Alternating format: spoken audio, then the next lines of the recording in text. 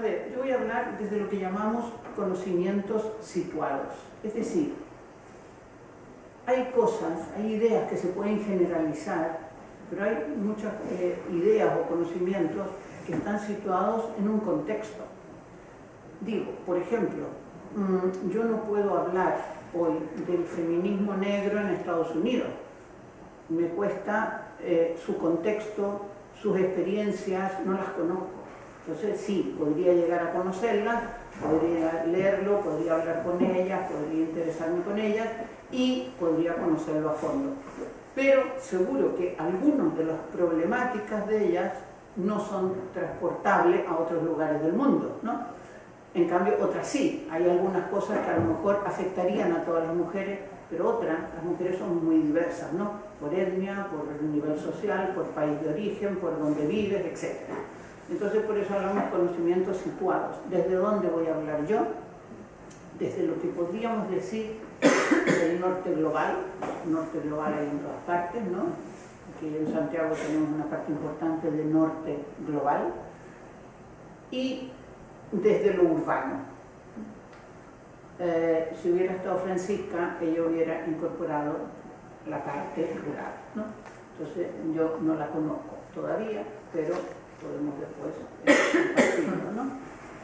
Y esto no es solo académico, ¿no? O sea, participo en muchos movimientos sociales y es algo que se va creando entre los movimientos sociales y la academia.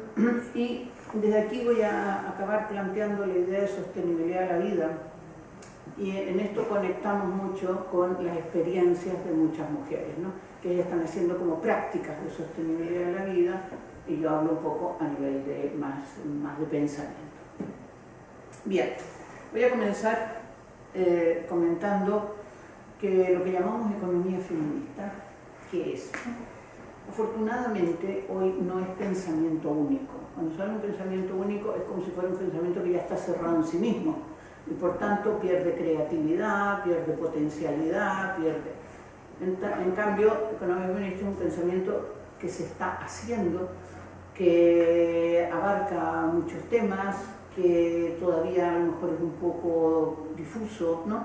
Pero el debate está ahí sobre la mesa. Y por tanto esto creo que es positivo. En todo caso, podemos hacer algunas diferencias. No quiero hacer diferencia entre autoras porque es muy difícil clasificar a la gente, ¿no? Pero tendencias de pensamiento entre distintas, bueno, con distintos nombres algunas. A nivel así más de ideas, yo diría que hay lo que se llama economía y género y economía feminista.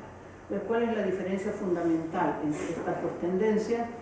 Economía y género discute mucho o habla de las desigualdades entre hombre y mujer, mucho en el mercado laboral, las discriminaciones laborales, y su objetivo es pues la igualdad, o sea que las mujeres nos igualemos a los hombres y la igualdad entre hombres y mujeres.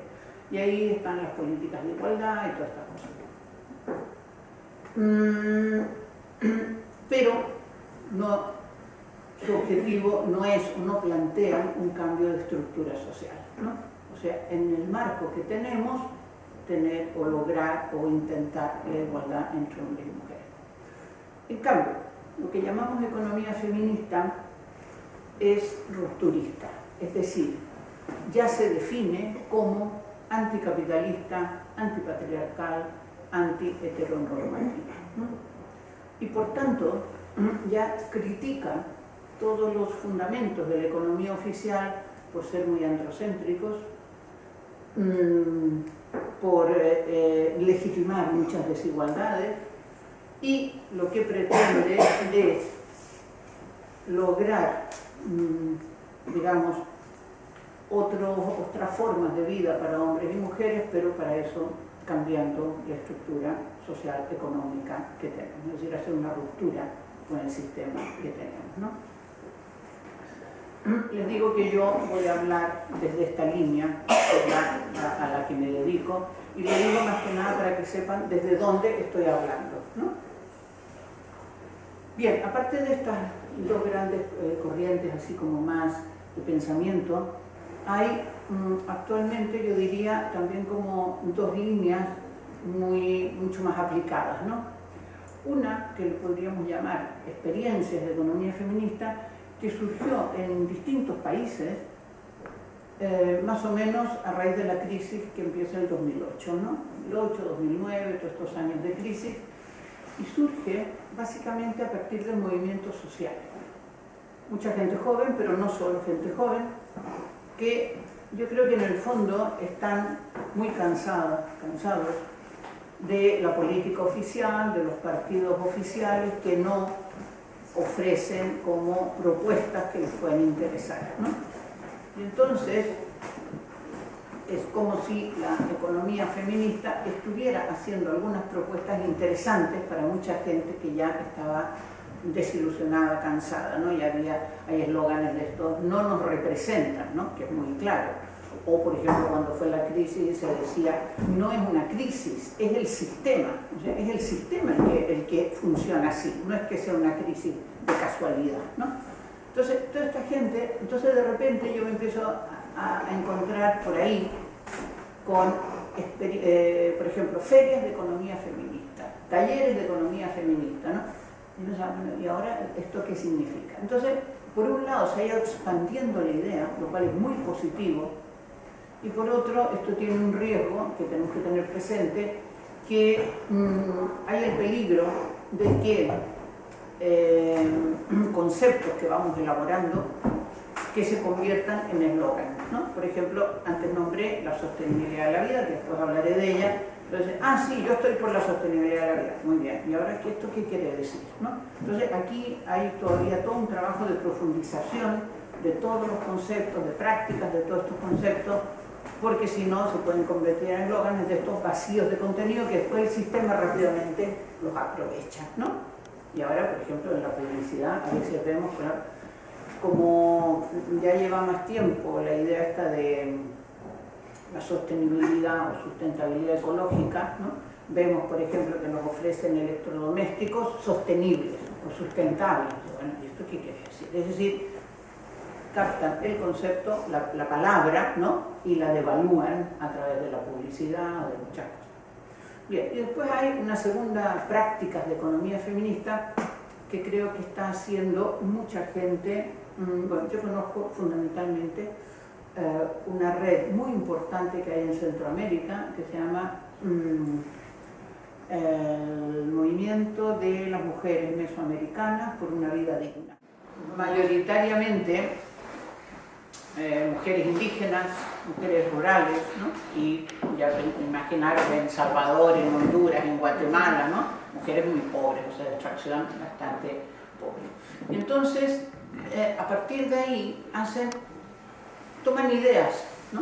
Que hemos desarrollado en economía feminista y, por ejemplo, esto es sostenibilidad de la vida, que ya veremos lo que creemos que puede querer decir.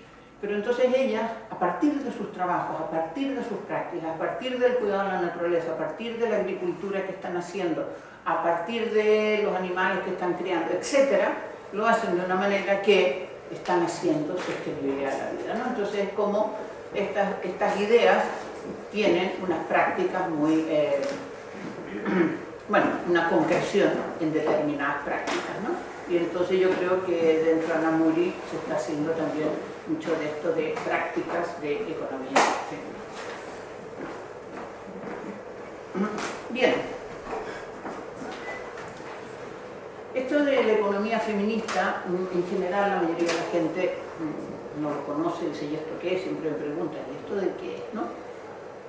Y bueno, si me preguntan, mejor. Hay gente que ya están las mujeres con sus temas, ¿no? Esto es la parte despectiva, ¿no?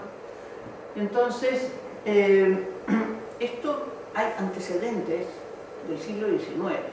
O sea, en el siglo XIX, que es la época de la economía clásica, hay muchas mujeres que están discutiendo con esto que se conocen como los grandes economistas del siglo XIX, y les estaban discutiendo de por qué en sus teorías no incorporaban todo el trabajo doméstico de las mujeres, por qué no hablaban de la discriminación salarial, por qué no incorporaban todos estos elementos.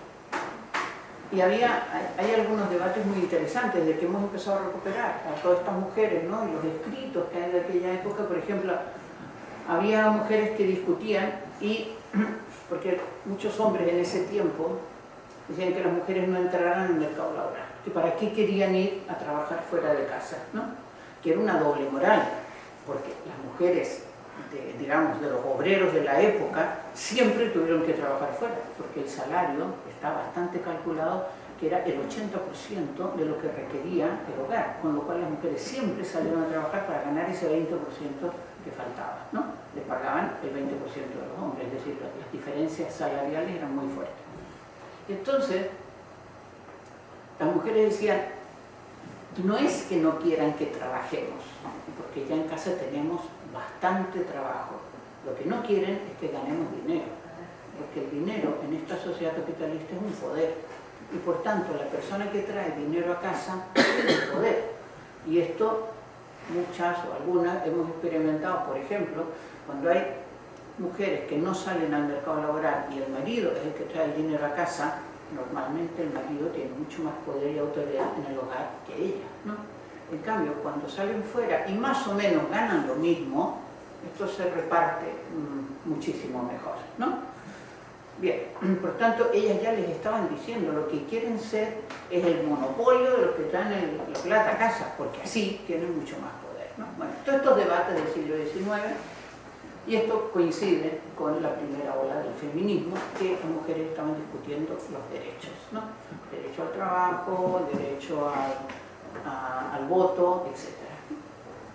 Bien, todo esto continúa y a mediados del siglo XX es cuando se da dos fenómenos o dos procesos.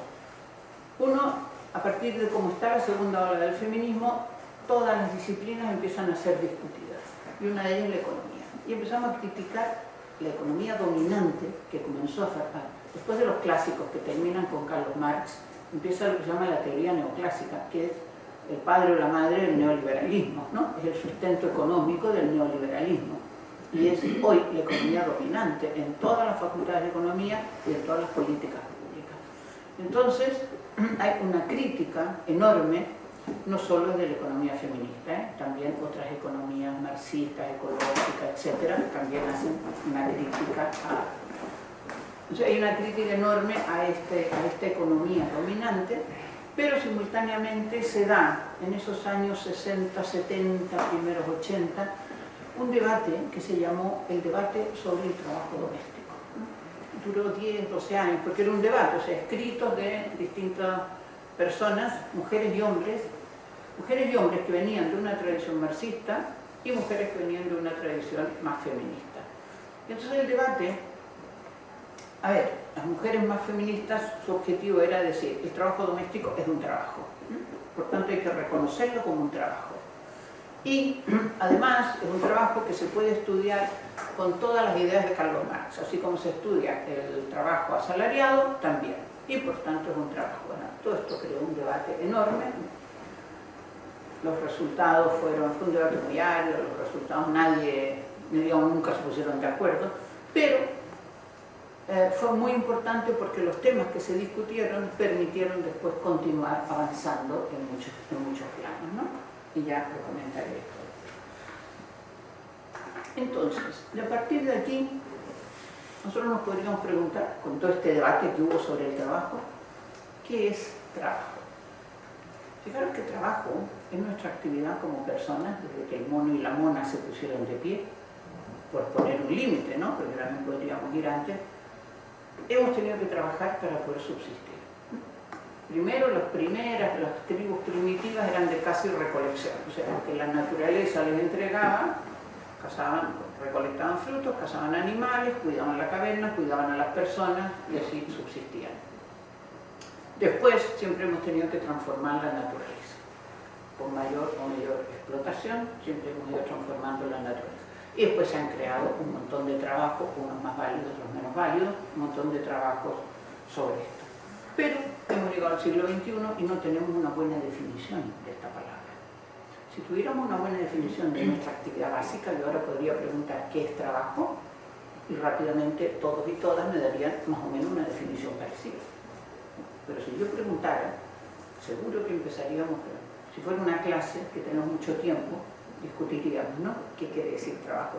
Si yo le pregunto a un estudiante de economía que lleve 3 años en la facultad, me dirá, es la actividad que se intercambia por plata, porque es lo que le han enseñado ya en la facultad, ¿no? En cambio, nosotros podríamos decir más o menos así, también con conflictos, es la actividad humana dentro de un proceso de producción de bienes y servicios que sirve para satisfacer necesidades humanas. Esto es mucho más amplio. Me dirán, ¿y cuáles son las necesidades humanas? Y aquí tenemos otro problema, pero es mucho más amplio. Y aquí incorporamos muchos tipos de trabajo. Pero el tema es que estamos acostumbrados y acostumbradas a llamar trabajo al trabajo que se remunera con plata, ¿no? Trabajo salariado o autónomo. Y esto no es una cosa obvia o una cosa natural que surge así, no. Es un proceso consciente que se hace desde la industrialización.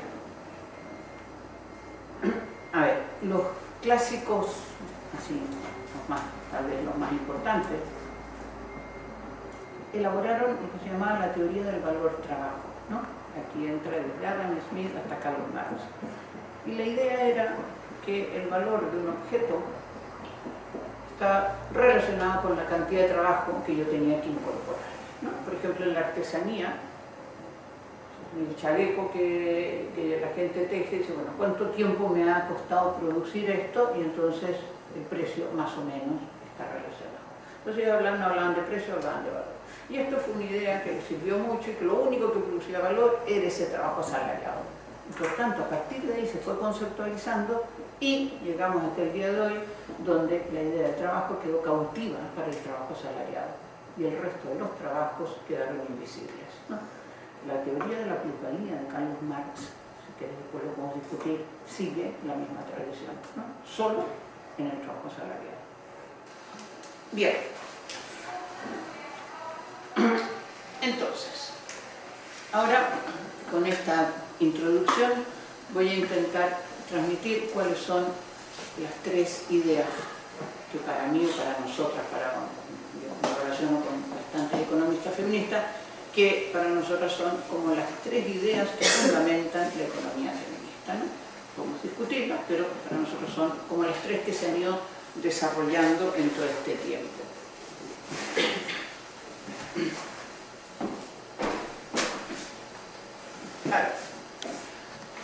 La primera idea es visibilizar el trabajo doméstico, ¿no? O sea, fue lo primero que se hizo. Esto es un trabajo, hay que visibilizarlo, ¿no?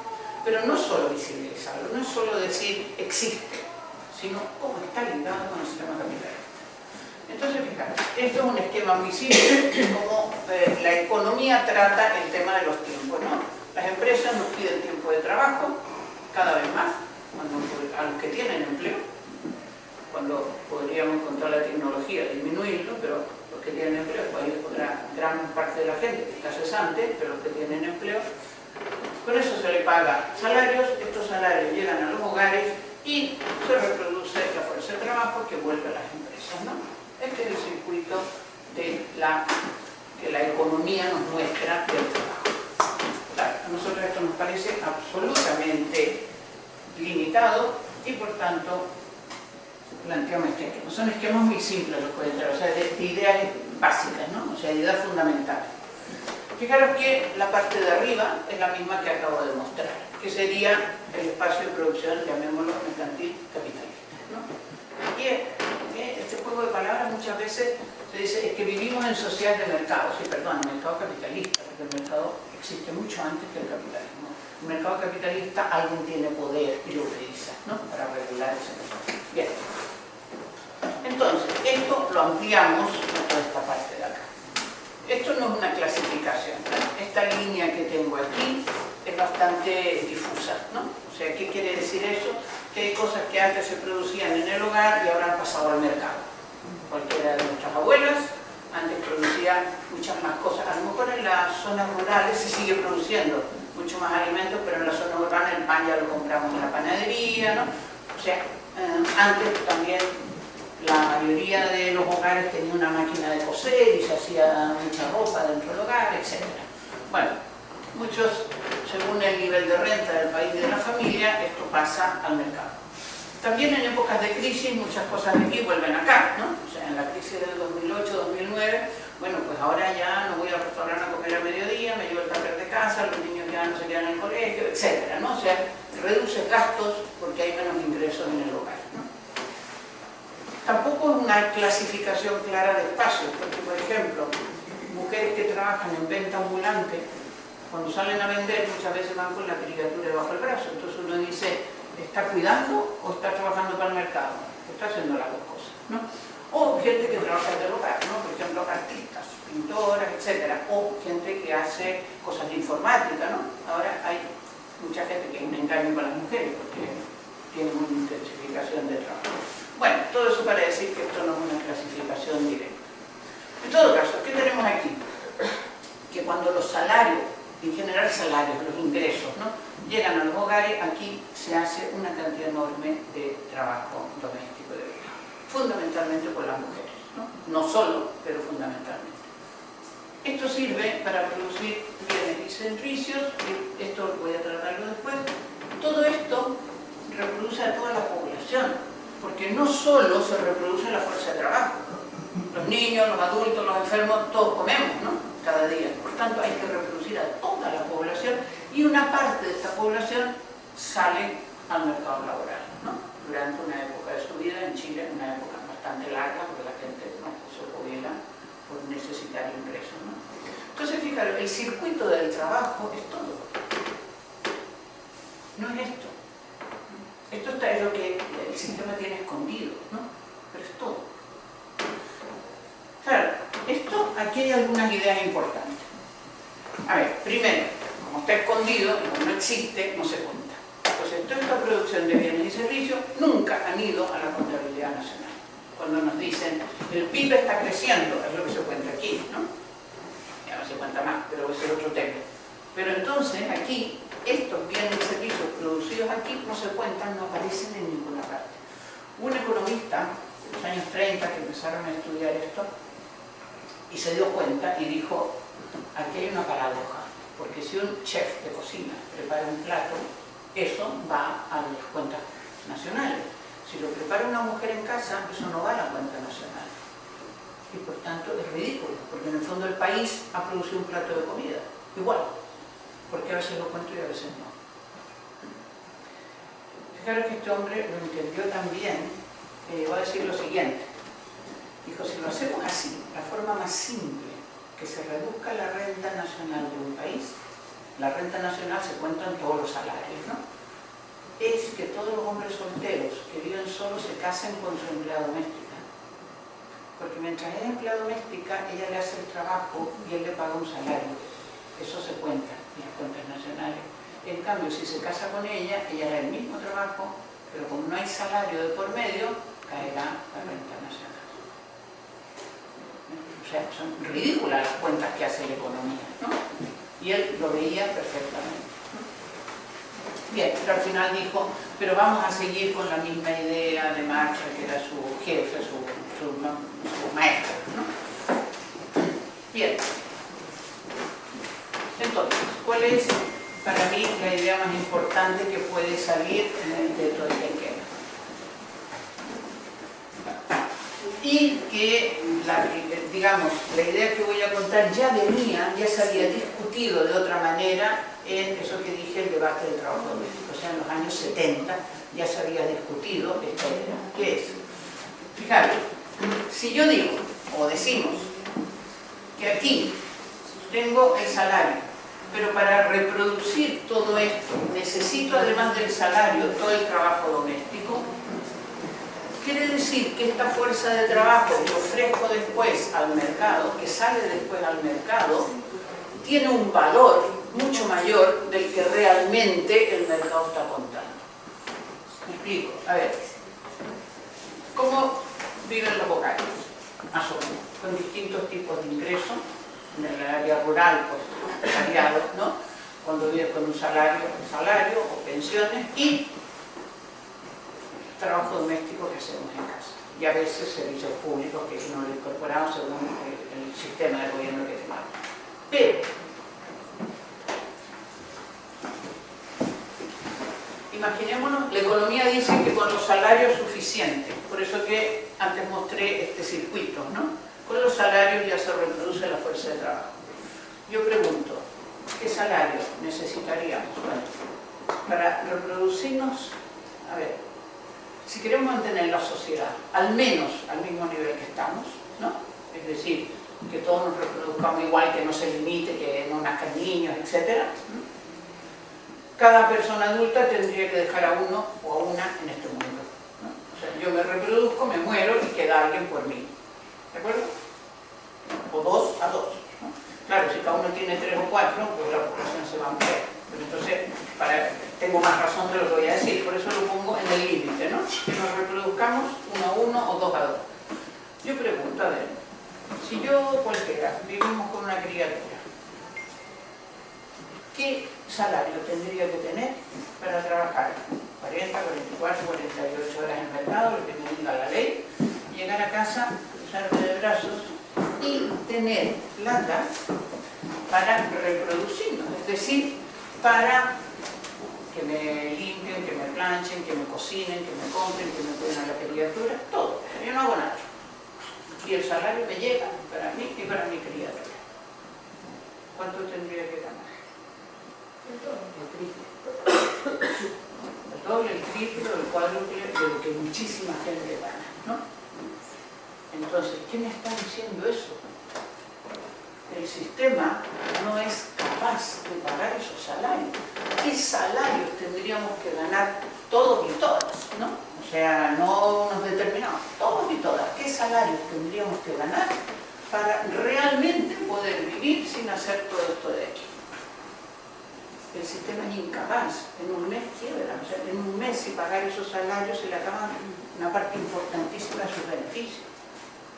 Con lo cual, fijaros que estamos sosteniendo, pero no es sostenimiento, es sostenimiento, aguantamos en los hombros, ¿no? A todo este sistema. Les estamos entregando una fuerza de trabajo muy por debajo de su valor. Pensemos, cuando tienes una criatura, cuando nace, ¿cuánto tiempo le dedicamos? 24 horas. Después, a lo mejor 23, después, ¿no? Pero después ya van al colegio, pero salen, no sé, a las 4, a las 5 de la tarde, ¿no? O sea, el colegio a lo mejor son 7 horas, 8, lo que sea.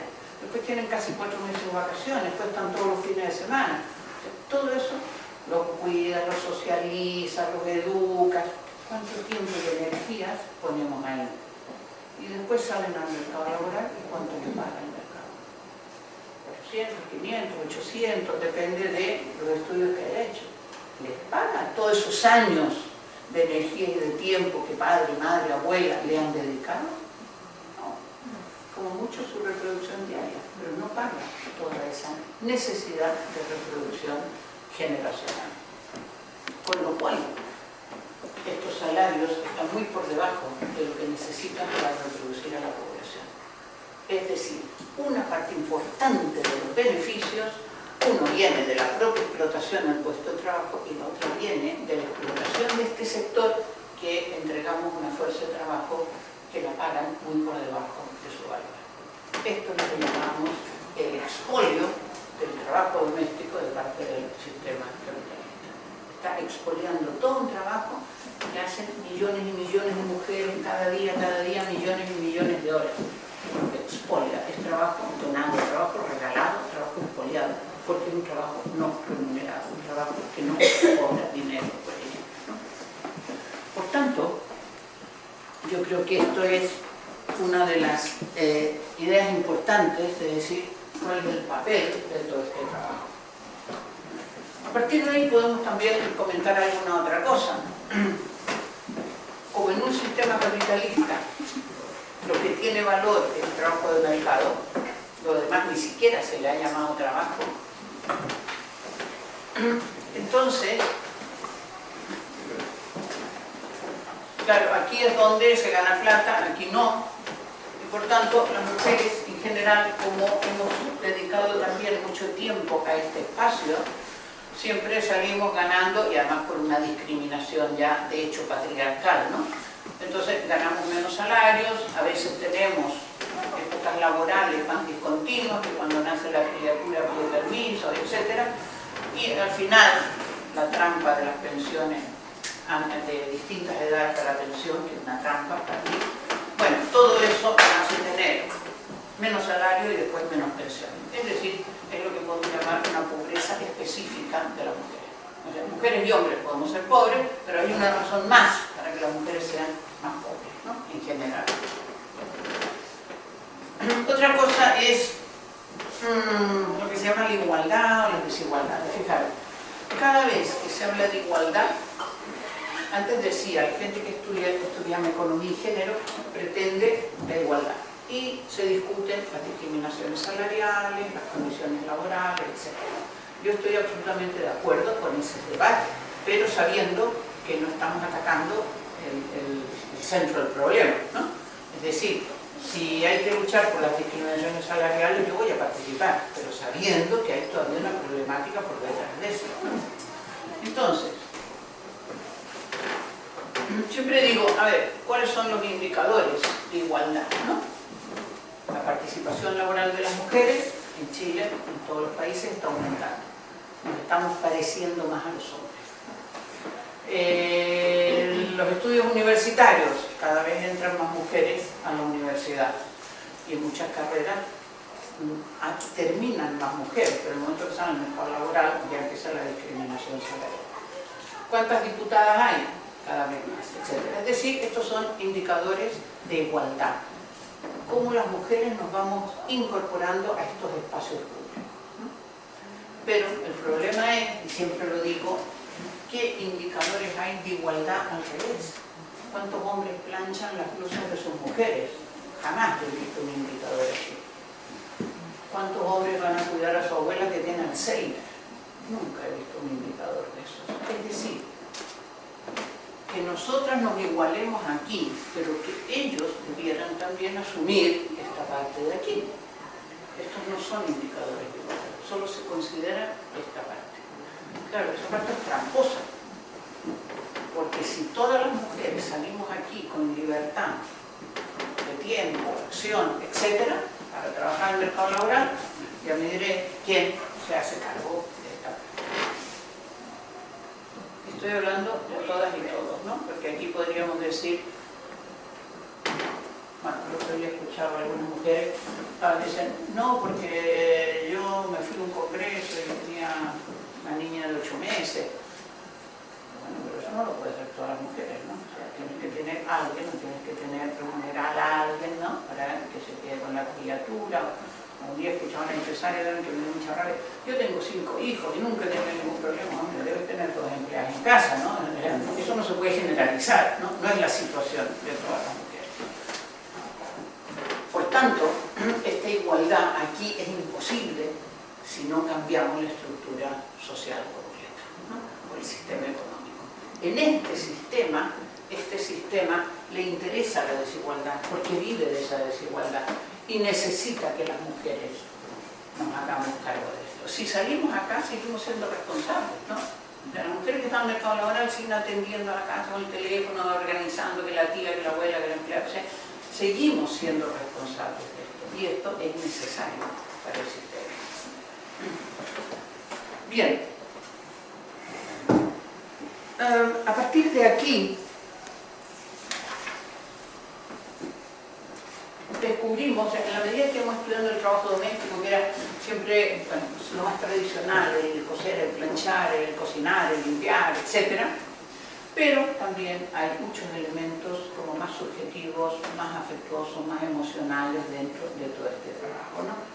Y entonces vimos que, bueno, perdón, que había todo este mundo de aquí que le podemos llamar el mundo de los cuidados, ¿no? Que implica relaciones, que implica afectos, que implica cuidados en la salud.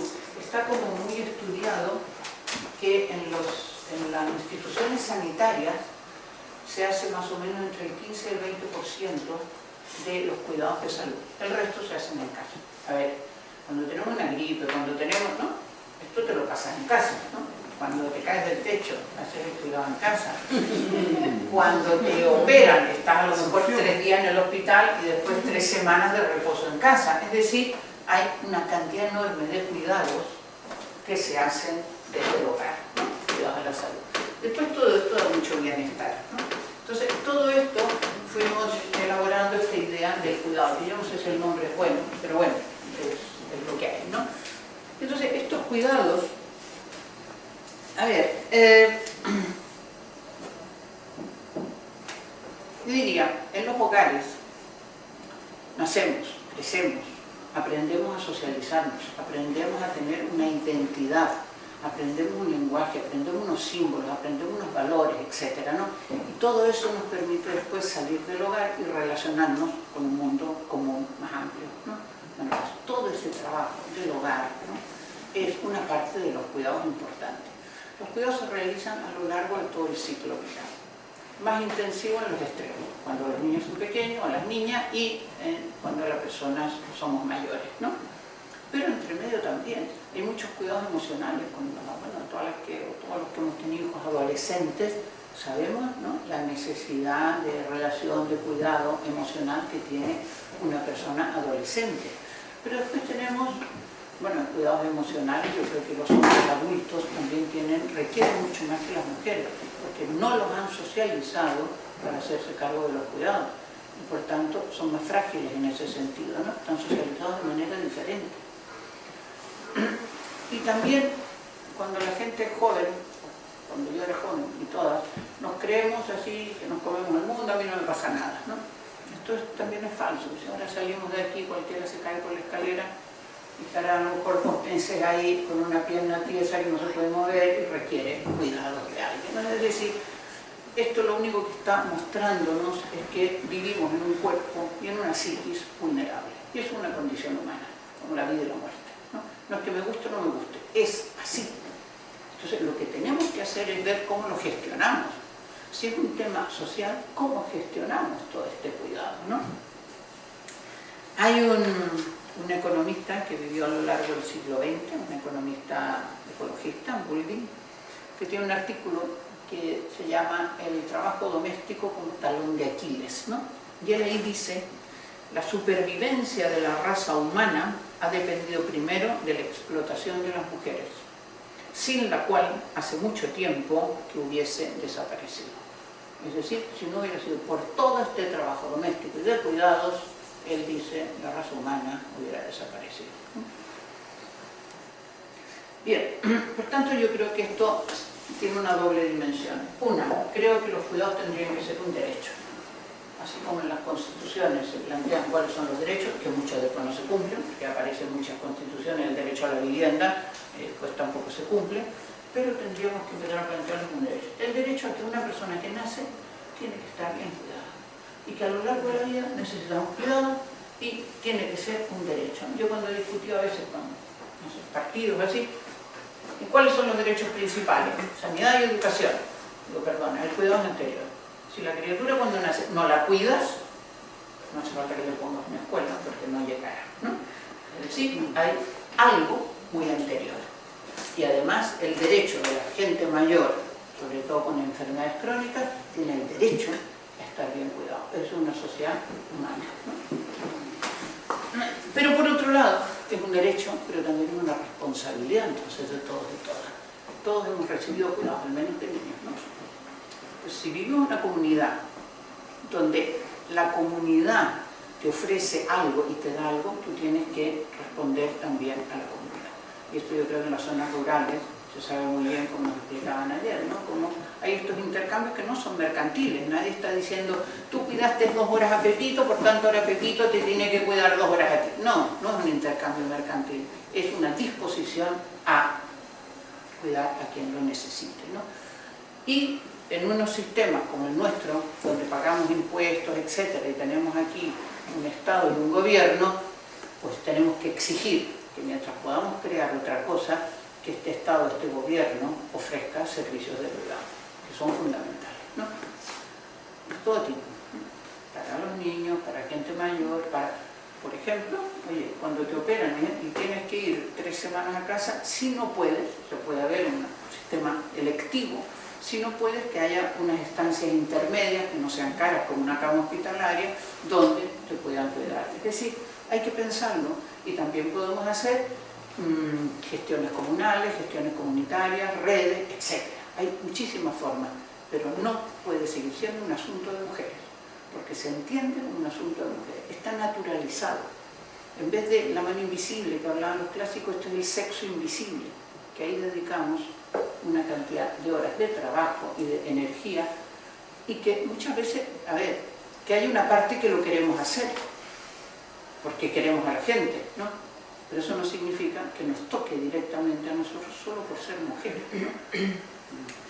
Porque no estoy hablando de lo que se puede llamar la mística del cuidado.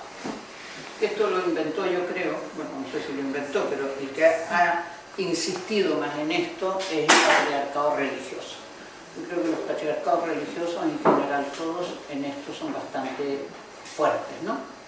Aquí vivimos bajo la religión católica y es un patriarcado importante. Y entonces hablaban, siempre nos han dicho lo maravillosas que somos las mujeres, cómo queremos a la familia, cómo cuidamos, todo por amor, ¿no? Es la trampa que nos han dicho siempre, que lo hacemos todo por amor, ¿no? Se acabó, aquí no hacemos nada por amor, lo hacemos en parte por amor, en parte porque queremos, pero también los demás pueden tener amor, ¿no? Y por tanto, cómo lo gestionamos entre todos y todas. Hay una mujer, Marta Nussbaum, que habla mucho de las necesidades humanas, que dijo, que escribió en un artículo: solo en sociedades donde los trabajos de cuidados no estén determinados por sexo, género, raza o cualquier otra categoría social, solo entonces esa sociedad puede hablar de justicia social. Es decir, este es un tema fundamental. Entonces, las sociedades, si empezamos a analizar desde atrás para adelante, veremos que hay trabajos como este que siempre han estado devaluados. Devaluados porque en una sociedad patriarcal, que hemos sido patriarcados desde hace muchos años, lo que está devaluado es ser mujer. Y por tanto, los trabajos que se asignan a las mujeres estarán siempre devaluados, ¿no? Entonces, ella lo que está diciendo es, mientras la sociedad asigne este trabajo a grupos que la sociedad considera inferiores, o sea, en una sociedad patriarcal las mujeres, en una sociedad clasista las mujeres más pobres, en una sociedad racista las mujeres de otra etnia, ¿no? Y así vamos bajando por las categorías sociales. Y claro, y si juntas las tres, pues ya te ha tocado todo, ¿no? Es decir, grupos que la sociedad considera inferiores, entonces le delega este tipo de trabajos. Entonces ella dice, mientras estos trabajos estén asignados por alguna de estas categorías, esa sociedad nunca podrá hablar de justicia social. Yo creo que aquí una vez insistíamos, pero claro, estas cosas nadie ni la economía nos hace caso, que en vez de cuando se hacen comparaciones entre los países, que siempre se hace cuánto ha crecido el PIB, este un 2%, este un 5%, este va mucho mejor, ¿no? O a veces por el índice de desarrollo humano, que es un poco mejor que el PIB, pero que tampoco tiene en cuenta estas cosas. Yo pienso que si comparáramos los países diciendo cómo cuida este país a su población, esta población está bien cuidada, esto nos daría un índice fantástico de bienestar, ¿no? Bienestar en el sentido no de políticas públicas, sino bien, raya, estar, ¿no? Bien. Tenemos entonces dos ideas importantes. Visibilizar el trabajo doméstico, incorporar todo esto del cuidado, ¿no? Y esto significa incorporarlo en cualquier esquema económico, social y económico, es decir, todo esto hay que tenerlo en cuenta. Por ejemplo, si la economía solo tiene en cuenta esto de arriba, cuando hace una política económica y no mira para acá, su política económica a lo mejor tiene efectos aquí que pueden ser muy perversos, pero como no lo mira, no se sabe, ¿no? Entonces, finalmente, ¿cuáles son las tensiones del sistema? A ver, desde la izquierda siempre nos enseñaron que la tensión fundamental era entre beneficios y salario. Esa es la tensión del sistema capitalista salarial, es decir, esta zona de aquí, ¿no? ¿Quién se lleva, digamos, las ganancias de una empresa, cómo se reparte entre beneficios y salarios? Este es, digamos, el fundamento del sistema capitalista. Pero también tenemos una división por sexo del trabajo que me hace decir que en el fondo lo que tengo es una contradicción social mucho mayor que esta, una contradicción social de toda la sociedad, que aquí el objetivo es la obtención de beneficio en manos privadas de unos pocos, y aquí el objetivo es el bienestar humano, el cuidado, que la gente esté bien, etc. Esas dos tensiones, esos dos objetivos, son totalmente irreconciliables. Es decir, son contrarios. Y por tanto, la sociedad pone el objetivo en uno y se dedica a ese, y el otro hace lo que puede, que es lo que estamos viviendo. La sociedad tiene puesto, la sociedad capitalista que vivimos, ¿no? Lo que le interesa es esto.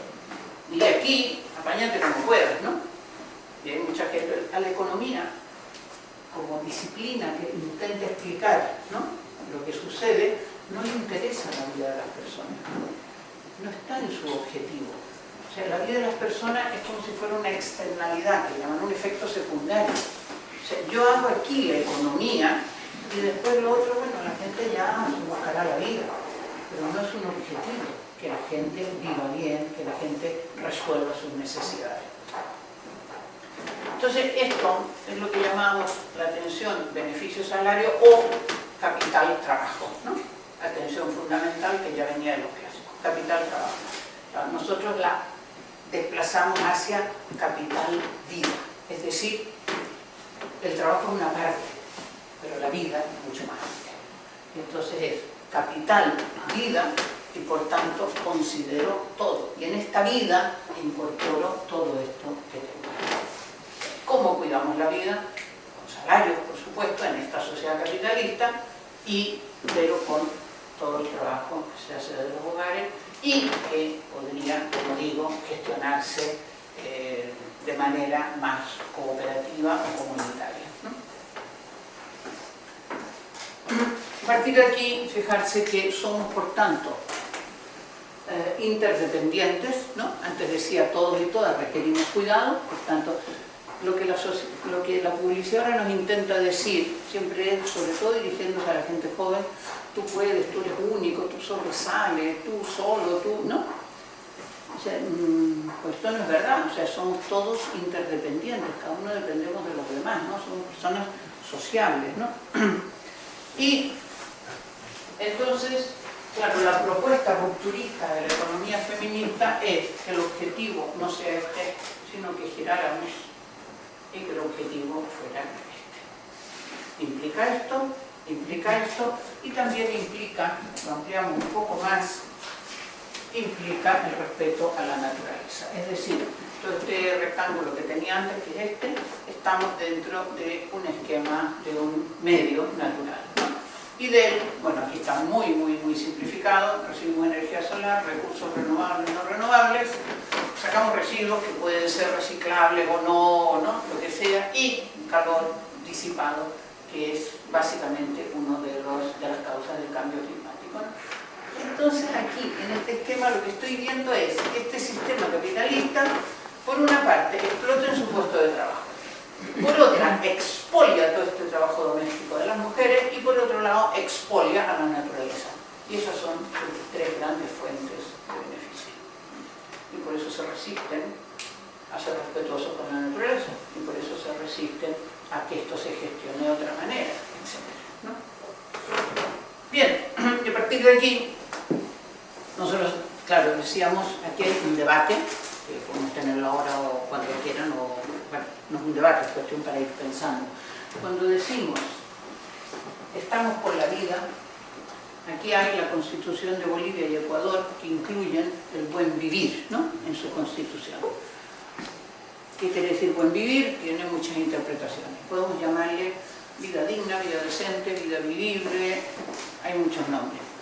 En el fondo falta un debate importante y que tampoco se trata de debatirlo y sacar una definición, sino que es un debate continuo. Vamos viendo qué es esto del buen vivir, de una vida vivible, de una vida decente, de una vida digna para toda la población mundial. Es decir, yo no puedo decir, no, yo lo que quiero, mira, me parece una casa enorme con piscina, me gastaré todo el agua. No, eso no es generalizable a toda la población mundial. Por tanto, tenemos que pensar en los elementos que, desde lo local hasta lo más general, siendo respetuoso con la naturaleza, ¿no? Entonces, a partir de aquí, decíamos, esta vida vivible, buena, como queramos llamarle, hay que sostenerla. ¿Y eso qué quiere decir? Pues la sostenibilidad de la vida, ¿no? Voy a intentar comentar esto de la sostenibilidad y con eso ya acabaré. A ver, no es fácil definir sostenibilidad de la vida, humana y no humana, porque es un concepto multidimensional, ¿no? Podemos tener una sostenibilidad económica, sostenibilidad ecológica, pero me parece que podemos entender mejor si vemos cómo funciona nuestro sistema, que es absolutamente insostenible. O sea, nuestro sistema es insostenible. ¿Cómo más o menos funciona la vida en nuestro sistema? De una forma, lo digo, muy simplificada, voy a poner lo que llamamos la cadena de sostén de la vida, que es otra forma de explicar o de comentar el mismo esquema anterior, ¿no? En una visión como más amplia. Entonces, si nosotros queremos ver la cadena de sostén de la vida, es decir, cómo surge, cómo se maneja, cómo se cuida la vida, claro, lo primero que tenemos que poner, o sea, lo primero, la primera eslabón de esta cadena será naturalmente la naturaleza. La naturaleza es vida por sí misma. Y a partir de ahí, sin naturaleza, por supuesto que no hay otra vida posible, ¿no? Todos somos parte de esta vida de la naturaleza. Una vez que surge la vida hay que cuidarla.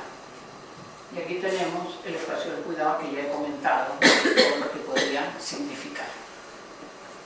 Y después del espacio del cuidado tenemos lo que llamamos las comunidades. ¿Esto qué significa? Que siempre, una vez que salimos de este espacio del cuidado, siempre hemos vivido en distintos tipos de comunidades, ¿no? En las zonas rurales, muy claro, y antiguamente que todas las zonas eran rurales, ¿no? Que vivíamos en la agricultura, las comunidades, bueno, esto que nos explicaban ayer, ¿no? Los intercambios no mercantiles entre unos y otros, etc.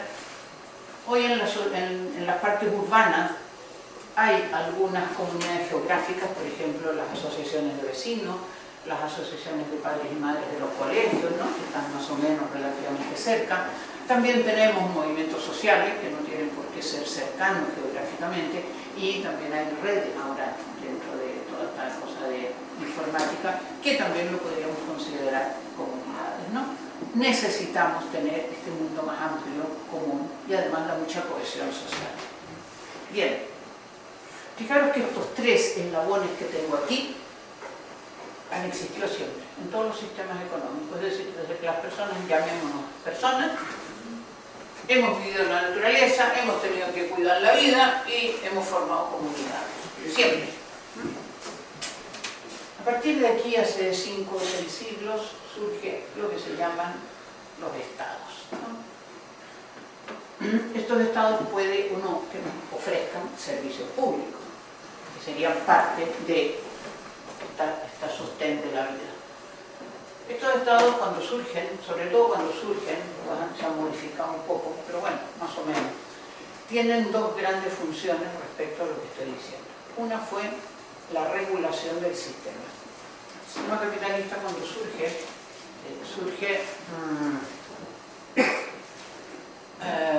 absolutamente depredador, ¿no? Pero de ellos mismos. Hoy sigue siendo, porque normalmente te dicen que los países no aceptan, bueno, Estados Unidos el primero, ¿no? Que está por la libre competencia entre las industrias. Y cada día nos desayunamos con más monopolios, y como un banco absorbe al otro, y como una empresa absorbe a la otra, ¿no? O sea que esto de la competencia es mentira, ¿no? Entonces se van comiendo entre ellos, ¿no? Entonces siempre hay algún tipo de regulación, y sobre todo para que funcionen los estados y mantengan sus fronteras, etc. Estamos llenos de regulación. Ahora se han ido desregulando, ¿no? Cosas como el mercado laboral, por ejemplo, se ha ido desregulando para que los empresarios puedan hacer lo que quieran, ¿no? El despido libre y todo eso.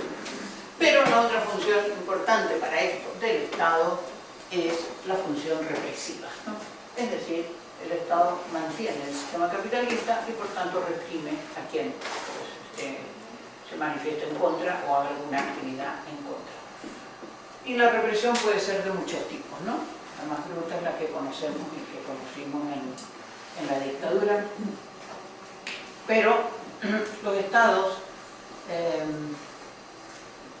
fijaros, la crisis que hubo en 2008-2009, que afectó de manera distinta, ¿no?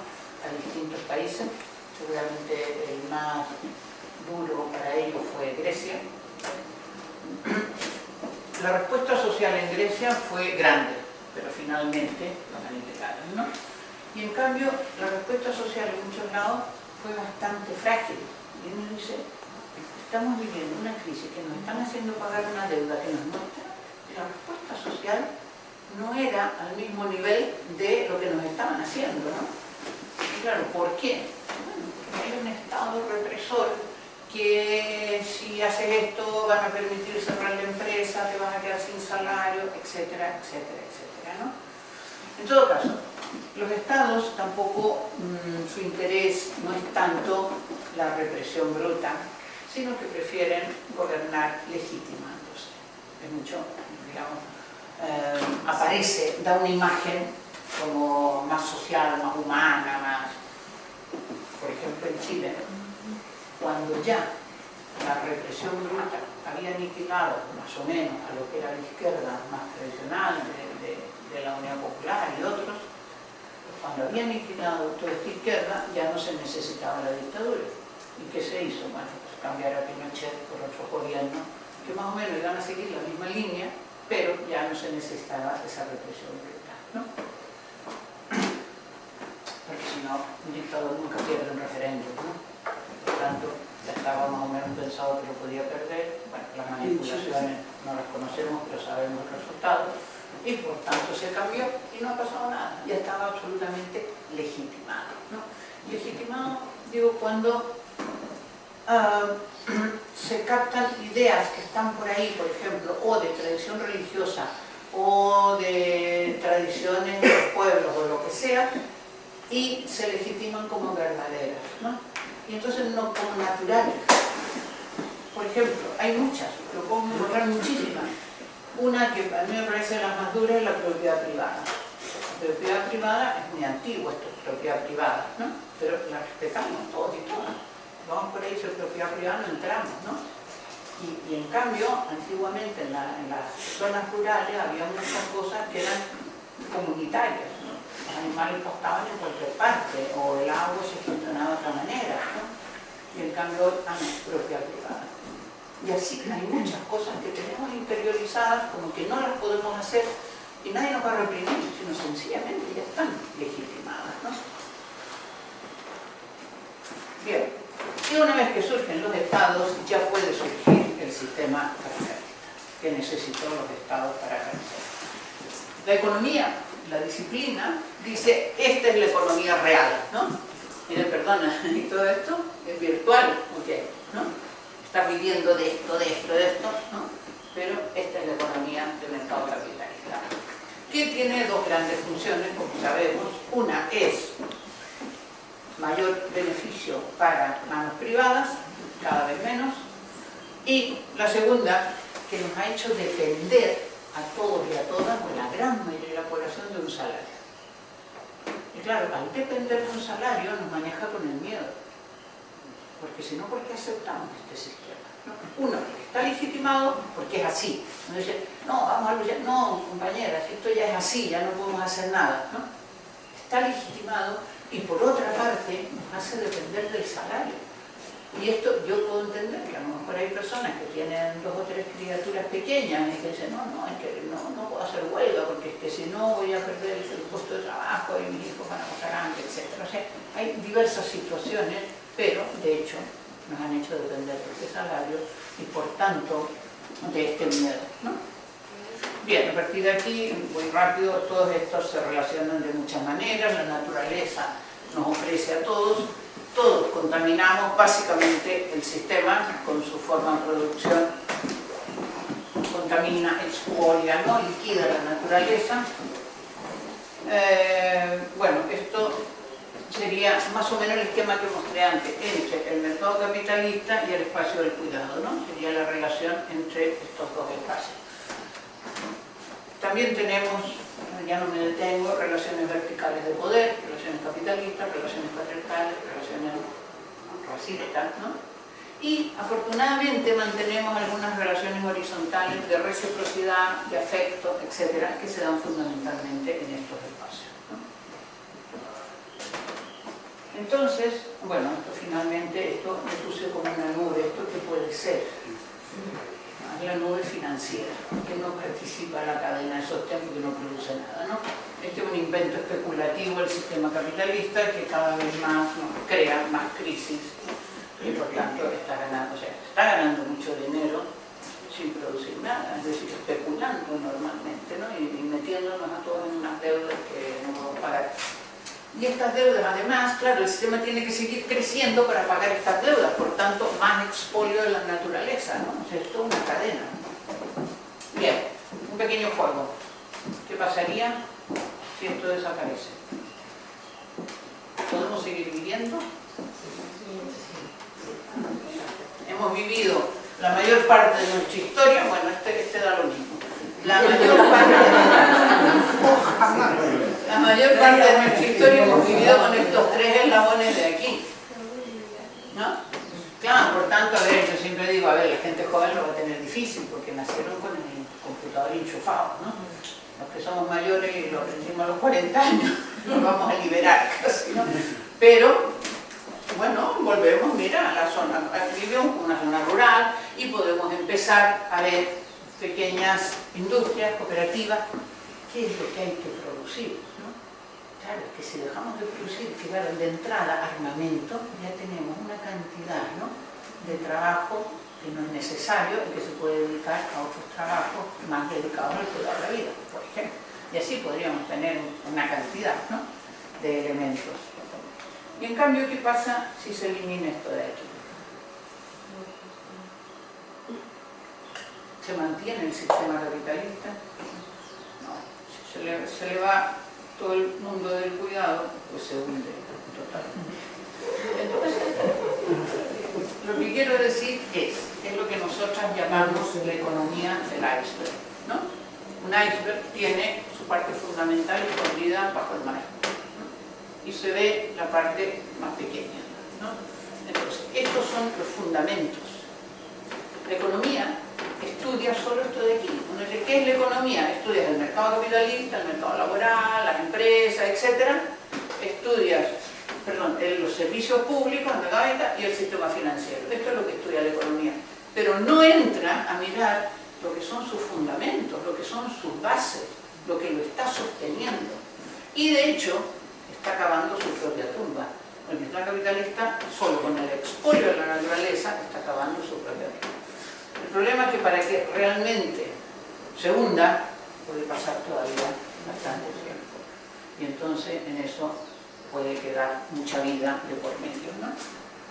Entonces, claro, lo que nosotros proponemos es, por supuesto, entonces, no sé si explotar esta parte de arriba, girar el iceberg o cómo hacerlo, ¿no? Y tampoco somos ingenuos de decir, vamos a volver a vivir así. No. El objetivo tiene que ser el objetivo que ha sido esta parte siempre.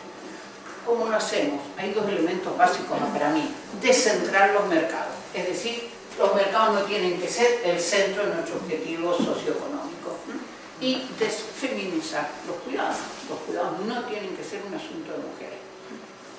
Ahí hay dos ideas como más concretas de toda esta idea de sostenibilidad, ¿no? Yo creo que vivimos en un sistema asesino. Asesino que nos mata de varias maneras, de muchas maneras, nos está matando continuamente. Un sistema que está presentando crisis y colapsos por todos lados. El colapso ecológico es brutal, ¿no?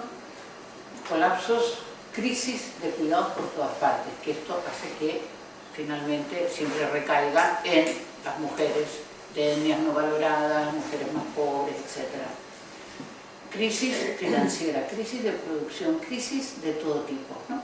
Estamos en un sistema, como decía el eslogan que antes os comenté, no es una crisis, es el sistema que funciona de esa manera, ¿no? Y nos está asesinando. Bueno, esto significa un cambio total. Tenemos aquí, nosotros nos planteamos una serie de desafíos. Bueno, básicamente lo que os comentaba, cómo tenemos que debatir qué significa el buen vivir, qué significa poner la vida en el centro. Yo estoy segura que, bueno, esto lo he discutido mucho, por ejemplo, con mis compañeros ecologistas, qué significa la vida en el centro, y entonces todos dicen, claro, aquí lo primero, dejemos de armas, dejemos esto, educación, sanidad, no sé qué. Y los cuidados, se han olvidado. Es decir, en general, el resto de las economías heterodoxas o críticas hablan de puertas afuera. Claro, nosotros también decimos, no se te olvide de puertas adentro, lo que se hace desde los hogares, ¿no? Entonces, todo esto es un debate. ¿Qué es capital vida? ¿Qué necesidades hay que satisfacer? Y como digo, son debates que van a permanecer a lo mejor siempre, porque son procesos, ¿no? No es una cosa fija, definida. Y a lo mejor las necesidades son universales, pero las formas de satisfacerlos son locales. Como, por ejemplo, la necesidad de cubrirme del clima, protegerme del clima. Claro, en el trópico no tiene nada que ver con la Antártica, ¿no? O sea, una cosa es que todos estemos protegidos de los problemas del clima, pero claro, de maneras muy distintas, ¿no? Entonces, diálogos con todas las economías heterodoxas, ¿no? Sobre todo, por ejemplo, nos interesa mucho con la economía social y solidaria porque son las que están haciendo experiencias. Es decir, si queréis después comentamos la experiencia de los usos del tiempo. ¿Cómo organizamos los tiempos de producción de esto para que sea? Bueno, todo esto, esta economía tiene mucha experiencia y pocas teorías, ¿no? Y entonces es bueno debatir con ellos, ¿no? ¿Qué producimos? ¿Cómo producimos? ¿Bajo qué relaciones? Respetuosos con la naturaleza, bajo qué relaciones sociales producimos, etc. Y este es muy importante para nosotros, el diálogo de saberes con saberes de mujeres que están haciendo prácticas de sostenibilidad de la vida, que era lo que comentaba al principio, ¿no? Todas estas prácticas y experiencias de sostenibilidad de la vida, cómo lo discutimos, cómo lo hablamos, cómo lo dialogamos, ¿no? Bien, yo creo que no somos ingenuos, como dije antes, somos conscientes de que estamos planteando una cosa muy compleja, muy complicada, a largo plazo, pero que los pasos que tenemos que ir dando tengan en cuenta ese objetivo final, ¿no? Yo, por supuesto, que si hay una manifestación para pedir, como dije antes, pues igualdad salarial o más jardines infantiles o lo que sea, voy a ir, pero teniendo en cuenta que esto no resuelve el problema de fondo, ¿no? Entonces, a veces tenemos que ir haciendo acciones que al menos vayan cambiando el sistema de valores. Cuando analizábamos aquí, comentábamos los proyectos que hacen los estudiantes y las estudiantes de aquí de la escuela, yo decía que sean rupturistas, y Klaus me decía, bueno, ¿qué quiere decir eso que hagan ruptura, no? Bueno, pues que al menos hagan ruptura con algún tipo de valores, ¿no? Que no se haga un proyecto que mantenga los mismos valores sociales, ecológicos que tenemos, sino que haya algún tipo de ruptura y realmente prácticamente la mayoría de los proyectos lo hacen, ¿no? De un tipo de ruptura o de otro, ¿no? Intentar ir cambiando de a poco. Yo creo que, a ver, esto es un mini resumen, difícil de llevar a cabo, pero lo que se está planteando aquí es una reflexión entre todos y todas, una reflexión democrática abierta, ¿no? Que sigamos en ella y que sigamos haciendo muchas prácticas pequeñas en positivo, como puede ser práctica Namuri, como puede ser esta escuela, como pueden ser diversas cosas, teniendo en cuenta todos los ejes de desigualdad, que es, creo que, la única forma, siempre teniendo en cuenta la experiencia de las mujeres, no nos olvidemos de todo el cuidado, pero que es la única forma que nos permita ir vislumbrando un mundo vivible para todos y todas, ¿no?